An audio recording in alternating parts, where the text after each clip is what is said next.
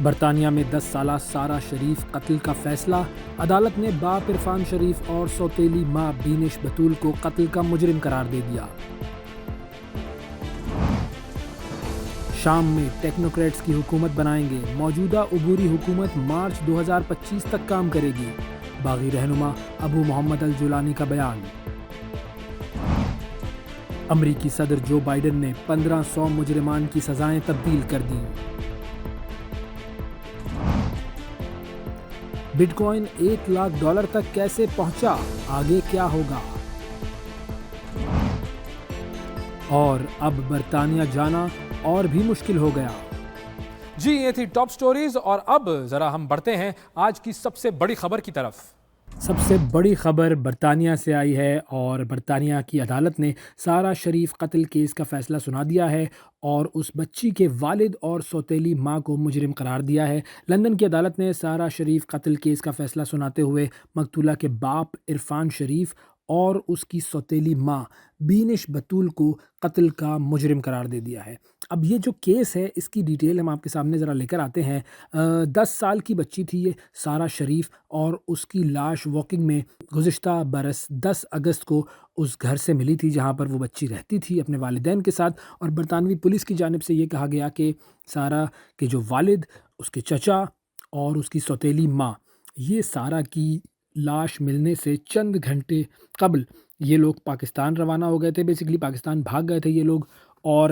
جب یہ لوگ پاکستان پہنچے ہیں تو پھر سارہ سے متعلق اطلاع پاکستان سے ہی اس کے والد نے برطانیہ کے ایمرجنسی نمبرز پر دی تھی، اور برطانیہ کی جانب سے ملزمان کی گرفتاری کے لیے پھر پاکستان سے رابطہ کیا گیا تھا۔ 1 مہینے کے بعد جب یہ لوگ برطانیہ واپس آئے تو تینوں کو، یعنی کہ اس بچی کے باپ کو عرفان شریف کو، اس کی سوتیلی ماں بینش بتول کو اور اس کے چچا کو، تینوں کو جہاز سے ہی حراست میں لے لیا گیا تھا۔ اور یہ جو مقدمہ ہے یہ سارہ کی ہلاکت کے 1 سال کے بعد شروع ہوا۔ پروسیکیوٹر نے سارہ سے ہونے والے سلوک کی تفصیلات عدالت میں پیش کی، اس کی ٹوٹی ہوئی ہڈیوں کے ایکس رے دکھائے گئے، کمپیوٹر کی مدد سے اس کے جسم پر جو زخموں کے نشانات تھے وہ واضح کیے گئے، عدالت میں سب کو دکھائے گئے۔ ایملی جونز جو کہ پروسیکیوٹر تھیں، اس نے درجنوں ہولناک زخموں، جن میں نئے زخم تھے، پرانے زخم تھے، جلنے کے نشانات تھے، دانتوں سے کاٹے جانے کے نشانات تھے، اس کے بارے میں تفصیلات عدالت کو فراہم کی، اور یہ بھی بتایا کہ اس کے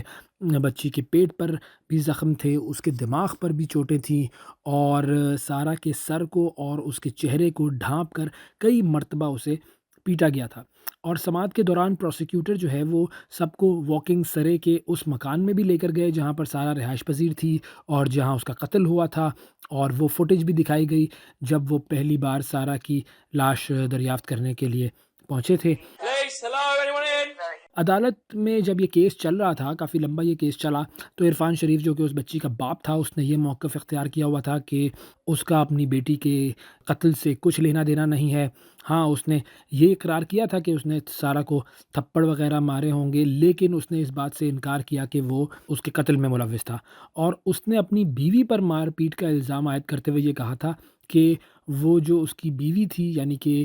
سارہ کی جو سوتیلی ماں تھی، وہ اس کی غیر موجودگی میں بچی پر تشدد کرتی تھی، لیکن بعد میں ظاہر ہے جب یہ کیس آگے بڑھا تو پتہ یہ چلا کہ یہ شخص جو ہے وہ اس بارے میں جھوٹ بول رہا تھا۔ پھر کافی سماعت ہوتی رہی، کافی جرا ہوئی، اور پھر فائنلی اب دوران سماعت عرفان شریف نے سارہ کو آئے ہوئے تمام زخموں کی ذمہ داری قبول کر لی، اور اس نے یہ کہا کہ میں نے سارہ کو دھاتی ڈنڈے سے مارا، اس کو کرکٹ بیٹ سے مارا، اس کو اپنے موبائل فون سے بھی مارا۔ تو یہ سارے اعترافات جو تھے وہ اس شخص نے عدالت کے سامنے کر لیے۔ یہ عدالت کے سامنے نہیں آیا کہ سارہ کے جسم پر جو دانتوں کے کاٹنے کے نشان تھے اور جو استری سے جلائے جانے کے نشان تھے، یہ کام کس نے کیا تھا۔ تو اور اب یہ بات شاید پتہ بھی نہ چل سکے کسی کو، کیونکہ اب مجرمان کا تعین ہو گیا ہے اور اب انہیں سزا ملے گی۔ جوری کو بیسکلی اس بات کا یقین ہو گیا کہ عرفان شریف نے قتل کیا اپنی بیٹی کا، لیکن اس نے یہ قتل اکیلے نہیں کیا، اور جو اس کی بیوی تھی، یعنی کہ سارہ کی جو سوتیلی ماں تھی، اس نے اس کام میں عرفان کی مدد بھی کی یا اس کی حوصلہ افزائی بھی کی، اس وجہ سے اس کا بھی سارہ کی موت میں ایک اہم کردار تھا۔ پھر ایک تیسرا کردار فیصل ملک جو کہ سارہ کا چچا ہے، اس نے بھی مقدمے کے دوران گواہی دینے سے انکار کیا، اور جوری کو پروسیکیوشن کے اس دعوے پر یقین ہو گیا، ان کو گھر میں پیش آنے والے واقعات کا علم تھا، یعنی کہ اس کے چچا کو، फैसल मलिक को बच्ची पर तशद्दुद का मुकम्मल तौर पर इल्म था, लेकिन उसने कोई ऐसा कदम नहीं उठाया जिससे सारा की मौत से कबल होने वाले तशद्दुद को रोका जा सके। ये कातिल अब पकड़े गए हैं, लेकिन ज़ाहिर है ये जो 10 साल की बच्ची थी सारा शरीफ, वो अब कभी भी वापस नहीं आ सकेगी। और इस हवाले से बरतानवी वज़ीर आज़म कीयर स्टारमर ने भी बयान दिया है और उन्होंने कहा है कि इस मामले पर मेरा जो पहला रद्द-ए-अमल है वो एक इंसानी रद्द-ए-अमल है और ये एक निहायत ही हौलनाक वाक़या है। ये मामला बेसिकली तशद्दुद का, बदसलूकी का है और ये उन तमाम बच्चों के तहफ़्फ़ुज़ का मामला है जो कि ख़ास तौर पर अपने घरों में तालीम हासिल कर रहे होते हैं और हमारे बरतानवी माशरे में वो रह रहे हैं। तो उनका भी बयान इस हवाले से सामने आया है। लेकिन पाकिस्तानियों के हवाले से ये एक बहुत तशवीशनाक चीज़ है, क्योंकि ये जो फ़ैमिली है वो पाकिस्तानी नजात फ़ैमिली है। तो ज़ाहिर है इस केस का फिर जो कनेक्शन है वो पाकिस्तान से जुड़ता है और पाकिस्तान की जब इस तरह के केसेस सामने आते हैं तो पाकिस्तान की काफ़ी बदनामी होती है। अब रुख करते हैं अमेरिका का, जहां पर अमेरिका के सुबकदोश होने वाले सदर जो बाइडेन ने अमेरिकी तारीख में एक ही दिन में तकरीबन 1500 मुजरिमान की सज़ाएं कम करके नई तारीख रकम कर दी है। इससे कबल किसी भी अमेरिकी सदर ने इतनी बड़ी तादाद में मुजरिमान की सज़ाओं को एक ही दिन में कम नहीं किया था। और अमेरिकी जो मीडिया है उसके मुताबिक बेसिकली जो बाइडेन थे उनके ऊपर काफ़ी दबाव था जब उन्होंने अपने बेटे हंटर बाइडेन को गन और टैक्स केस में माफ़ करने का जो ये एक ऑर्डर जारी किया था। बेसिकली वाइट हाउस के मुताबिक ये इक़दाम उन अफराद के लिए था जो कि कम से कम 1 साल से अपने घरों में सज़ा काट रहे थे और जिन्होंने कामयाबी के साथ, अब ये चीज़ आ तो रही है अमेरिका में बहुत सारे हलकों की तरफ से कि ये अच्छा काम किया है इन्होंने, लेकिन बुनियादी बात वही है कि अपने बेटे को जब आपने माफ़ कर दिया तो फिर उसके बाद उस कदम को कवर करने के लिए बहुत सारी चीज़ें करनी पड़ती हैं और सदर जो बाइडेन ने यही काम किया है।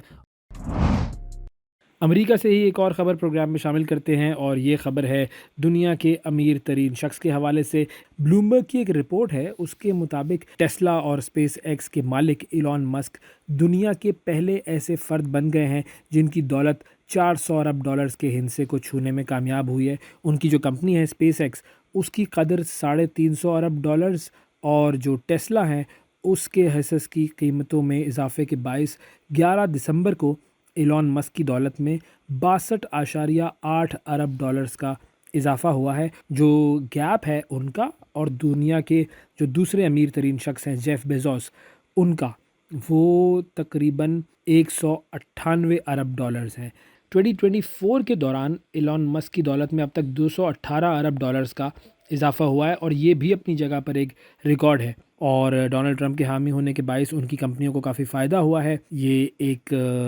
नया जो डिपार्टमेंट है, जो गवर्नमेंट एफिशिएंसी डिपार्टमेंट है अमेरिकी हुकूमत में बनाया गया है, उसकी भी सरबराही करेंगे।